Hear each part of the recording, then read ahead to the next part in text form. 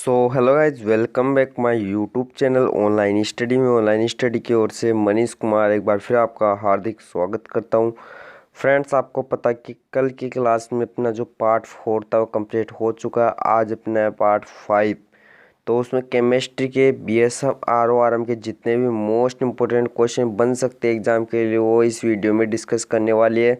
तो देखना, वही 20 क्वेश्चन कंप्लीट करेंगे फटाफट। 10 मिनट का टाइम लेंगे, एक क्वेश्चन की 2 मिनट, इससे ज़्यादा नहीं लेंगे। तो देखते हैं पहला क्वेश्चन क्या है।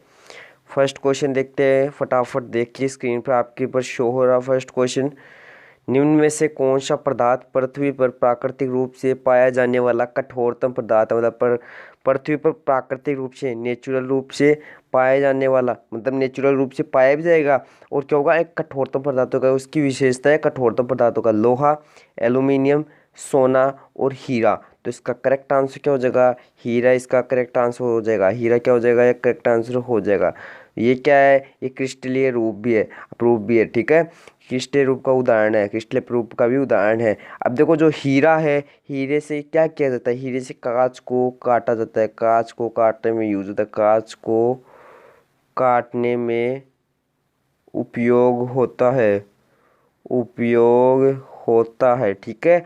तो ये याद रखना। आपको ये पूछा जा सकता है कि जो हीरे का यूज जो कहाँ होता है, तो कांच को काटने में इसका यूज होता है, बस इतना याद रखना, ठीक है।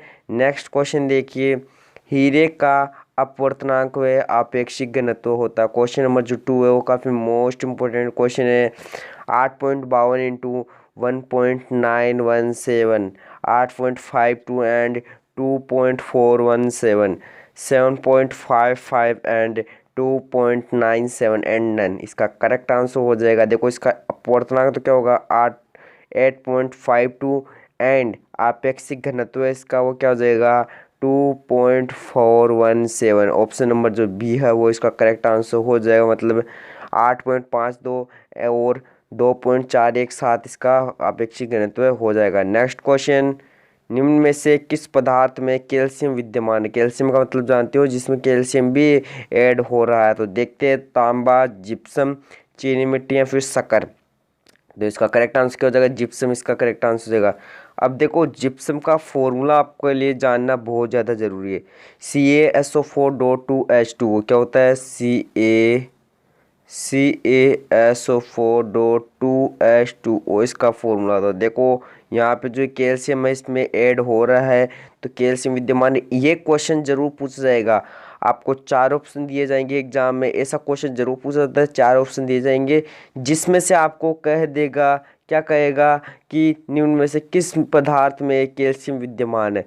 तो उसके लिए आपके जो फॉर्मूले है, रासायनिक नाम और रासायनिक फॉर्मूले आपको याद रहना बहुत ज़रूरी है। तो देखते हैं, रासायनिक नाम रासायनिक फॉर्मूले भी एक वीडियो में कंप्लीट कर लेंगे। वैसे तो कंप्लीट हो गए, डिस्क्रिप्शन में प्लेलिस्ट है, या फिर आई जो बटन शो हो रहा है, आई बटन, उस आई बटन पर क्लिक करोगे तो डायरेक्ट प्लेलिस्ट पे जाओगे। प्लेलिस्ट पे जाके प्लेलिस्ट में देख लेना, नीचे जाके आपको दिख जाएगा केमिस्ट्री के रासायनिक नाम एंड मतलब केमिकल नेम एंड केमिकल जो फॉर्मूला, रासायनिक नाम और रासायनिक जितने भी सूत्र है वो एक वीडियो में कंप्लीट करा हुआ है। 6 मिनट का लगभग वीडियो, वो वीडियो देख लेना। निम्न में से कौन सा एक तत्व नहीं है। तत्व आपको पता कितने, अभी तक टोटल तत्व कितने ज्ञात हुए, 111 तत्व ज्ञात हुए, जिसमें क्या क्या है, धातु, अधातु, गैस और उपधातु। तो ये चारों क्या ज्ञात हुए हैं। नेक्स्ट क्वेश्चन, निम्न में से धातु युग्मों में से किस एक में क्रमशः सबसे हल्की धातु और सबसे भारी धातु है। तो ये क्वेश्चन घुमा के आपको दे दिया गया है कि निम्न में से किस धातु में से कौन सा, मतलब ऐसे पूछा कौन सी धातुओं में से एक क्रम से का मतलब बोल रहा है कि लगातार पहले हल्की आएगी फिर भारी आएगी। तो सबसे हल्की व सबसे भारी धातु कौन सी है, मरकरी व जस्ता, पारा व लिथियम, लिथियम व जर्मेनियम, या फिर लिथियम व ओस्मियम। तो मैंने पहले आपको बता दें कि जो हल्की धातु वो कौन सी हो जाएगी, लिथियम हो जाएगी, और जो सबसे भारी धातु हो जाएगी ओस्मियम हो जाएगी, जिसको OS से शो करते हैं। तो देख लीजिए, ओस्मियम, ये रहा lithium, osmium. Option number D इसका करेक्ट आंसर हो जाएगा। देखो ये क्रमानुसार, क्रम से है, मतलब क्रम से का मतलब जची हुई है, मतलब क्रमानुसार जची हुई है, पहले हल्की आ गई और फिर भारी आ गई। तो ये भी याद रखना आपको कि पहले यदि आपको सेट वाइज नहीं दी गई, पहले ओस्मियम आ गई फिर लिथियम आ गई तो गलत हो जाएगा, ऐसा मत करना। ऐसा भी आपको कभी कभार ऑप्शन में दिया होता है लेकिन आपको ऐसा नहीं करना है। जिसको पीडीएफ चाहिए वो टेलीग्राम चैनल ज्वाइन कर सकता है, जिसको पीडीएफ चाहिए फटाफट टेलीग्राम चैनल ज्वाइन कर लो। नेक्स्ट क्वेश्चन, धातु जो ठंडे पानी से त्वरित क्रिया करती है, मतलब ऐसी कौन सी धातु है जो पानी से या ठंडे पानी से क्रिया करके ब्लास्ट होती है? ब्लास्ट बोल दो, जलती है बोल दो, आग आग लग जाती है वो बोल दो, तो कौन सी हो जाएगी? सोडियम हो जाएगी। कौन सी हो जाएगी? सोडियम। देखो इसकी सेफ्टी के लिए इसको क्या करते हैं? केरोसिन में रखते, केरोसिन में रखते, क्या रखते हैं? केरोसिन में रखते हैं। और यही एक ऐसी धातु है जिसको मतलब चक्कू से काटते हुए, चक्कू, चक्कू जानते हो ना, चक्कू, चाकू बोल दो, चक्कू बोल दो, अपनी भाषा में चक्कू बोलते हैं, वैसे चाकू होता है। तो उस चाकू से काटेंगे तो इस पर चिकनी सतह प्राप्त होती है। इसी धातु को काटने पर चिकनी सतह प्राप्त होती है, एकदम इसी धातु काटने पर चिकनी सतह प्राप्त होती है। तो ये क्रिस्टलीय ठोस का एक उदाहरण है। तो याद रखना, क्रिस्टलीय ठोस में पूछा जाता है कि मतलब कौन सी जो धातु है जिसको काटने पर चिकनी सतह प्राप्त होती है, तो सोडियम एक ऐसी धातु जिसको काटने पर चिकनी सतह प्राप्त हो जाती है, और इसको चक्कू से भी काट सकते हैं। नेक्स्ट क्वेश्चन, निम्न में से किसे कठोरतम धातु कहते हैं जिसे सफेद सोना भी कहा जाता है? यहाँ पे लिखो कठोरतम धातु के साथ साथ सफेद सोना, सफेद सोना जो कि काफी महंगा है और आभूषण में यूज होता है इसका यूज। तो देखो जो कठोरतम धातु है उसे किससे कहते हैं? कठोरतम धातु प्लेटिनम, प्लेटिनम, लेड या फिर सोना। इसका करेक्ट आंसर हो जाएगा प्लेटिनम, इसका करेक्ट आंसर हो जाएगा प्लेटिनम, इसका करेक्ट आंसर हो जाएगा पीटी, इसका करेक्ट आंसर है, जिसको क्या कहते हैं? सफेद सोना भी कहते हैं, सफेद रंग का होता है। नेक्स्ट क्वेश्चन, निम्न धातुओं में से कौन सी अमलगम नहीं बनाती है? अमलगम नहीं बनाती है। अब अमलगम जानिए क्या होता है? अमलगम किसका मिश्रण होता है? पारा प्लस अन्य धातुओं का मिश्रण होता है, अन्य धातु का मिश्रण होता है, अन्य धातु का मिश्रण होता है, ये याद रखना। जो पारा होता है वो अन्य धातु का मिश्रण होता है। तो पारा प्लस जस्ता क्या हो जाएगा? अम्लगम हो जाएगा। पारा प्लस तांबा भी अम्लगम हो जाएगा और पारा प्लस मैग्नीशियम भी अम्लगम हो जाएगा। लेकिन पारा प्लस लोहा क्या होगा? ये अम्लगम नहीं बनाता है, मतलब ऑप्शन नंबर डी इसका करेक्ट आंसर हो जाएगा।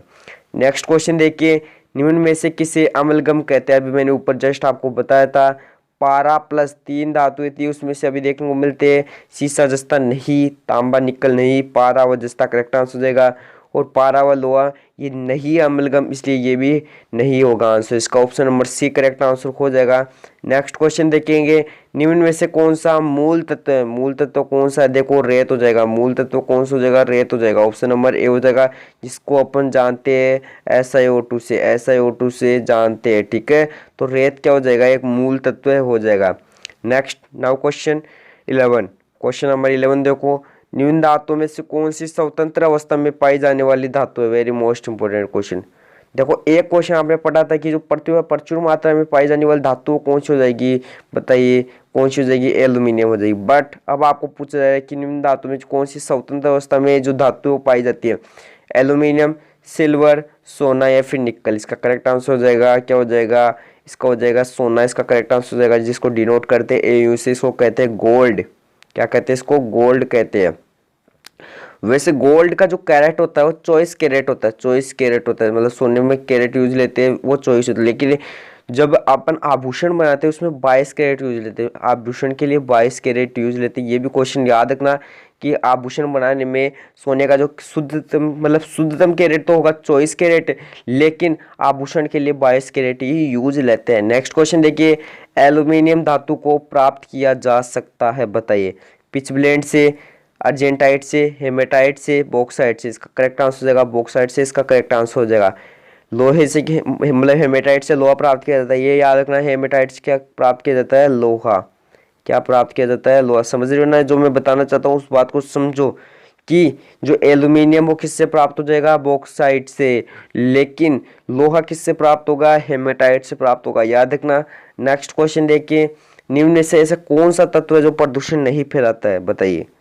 तांबा, निकल, आर्सेनिक, कैडमियम। इसका करेक्ट आंसर क्या हो जाएगा? फटाफट बताइए। तांबा इसका करेक्ट आंसर हो जाएगा, ऑप्शन नंबर ए। तांबा जो है प्रदूषण नहीं फैलाता है। क्वेश्चन नंबर 13 कंप्लीट हो गए। नेक्स्ट क्वेश्चन देखते हैं, क्वेश्चन नंबर 14, निम्न में से किस पर वायु में थोड़ी देर रखने पर हरे रंग की बेसिक कार्बोनेट परत जम जाती है? तो वो तांबा है, जिसको मतलब वायु में रखने पर एक हरे रंग की इस पर कार्बोनेट जम जाती है। ठीक है, तो ये समझ में आ गया कि जो तांबा है आप देख सकते हो, ये रियल लाइफ प्रैक्टिकल आप कर सकते हो, इसमें कोई दिक्कत वाली बात नहीं है। ये घरेलू काम आपका, घरेलू मतलब घर पे आपको देखने को मिलेगा। जो तांबा है इसको यदि आप वायु में रखोगे थोड़ी देर में आपको इस पर हरे रंग की कुछ परत देखने को मिलेगी। ये क्यों देखने को मिलती है? क्योंकि वायु में देखने को मिलती है। वायु में वायु से क्रिया करता है, जैसे सोडियम है वो वायु से क्रिया करके क्या हो जाता है, जल जाता है। उसी प्रकार तांबा वायु से क्रिया करके हरे कलर की इस पर परत आ जाती है। नेक्स्ट क्वेश्चन, क्वेश्चन नंबर 15, निम्न धातुओं में से कौन सामान्य ताप पर द्रव अवस्था में रहती है? ये क्वेश्चन मोस्ट इंपोर्टेंट है कि कौन सी धातु है जो सामान्य ताप पर द्रव अवस्था में रहती है और बाकी किस में रहती है, सॉलिड अवस्था में रहती है, सॉलिड स्टेट में रहती है। मतलब कहना मैं ये चाह रहा हूँ कि एक ऐसी धातु है जो सामान्य ताप और द्रव अवस्था में रहती है, वो कौन सी हो जाएगी, पारा हो जाएगी। अदर जो धातु है, अदर जो मेटल है वो किस अवस्था में रहती होती है, सॉलिड स्टेट में रहती है। तो पारा एक ऐसी है जो लिक्विड स्टेट में रहती है। किस में रहती है, लिक्विड स्टेट में रहती है, सामान्य ताप पर लिक्विड स्टेट में रहती है। नेक्स्ट क्वेश्चन, क्वेश्चन नंबर 16, किस खनिज द्वारा रेडियम प्राप्त कर सकते हैं? मतलब कौन से खनिज द्वारा रेडियम प्राप्त कर सकते हैं? पिचब्लेंड द्वारा, अर्जेंटाइट द्वारा, हेमेटाइट द्वारा या फिर नहीं? तो आपका इसका करेक्ट आंसर हो जाएगा पिच ब्लेड द्वारा हो जाएगा, पिच ब्लेड द्वारा। इसकी खोज किसने की थी? मैडम क्यूरी ने, मैडम क्यूरी ने।